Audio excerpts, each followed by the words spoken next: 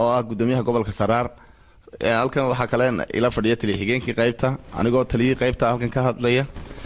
taliye saldhiga labada baare xogeyntii qaybta runtii halkan waxaan iskugu nimi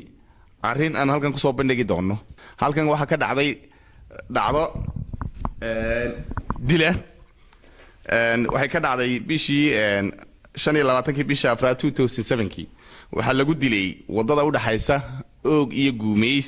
dhexdeeda oo ah meel lama galay had iyo goor oo dadka lagu dilo halkaas oo niman ay u galeen saddex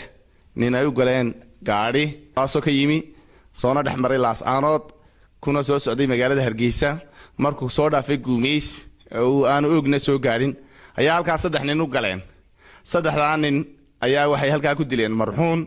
la oran jiray Awil Ahmed Saciid ina Haawo Ahmed daadiisu 44 jira wadana ka ahaa gaariga mine baska ninkaas oo lagu dhuftay markaa sidaynu baadhista ku helay saddex xabadood kana Yuusuf Jaamac Mire ina Aamina Saalax 24 jira waxa weeyaan waa ninkii aanu ku eedanayno falka ah inuu dilay marxuunka aan kor ku soo sheegnay iyo laba nin oo kale oo la socday runtii ayaan kiiska u dhabar adeegnay nimanka baadhayaasha iyo taliyaha saldhiga ayaa hawsha aad iyo aad uga hawlgalay sidaasay noogu suurta gashay inaanu ku qabanno eedeysanayaashii marxuunka dilay saasay noogu suurta gashay dadweynaha gobolka Saraar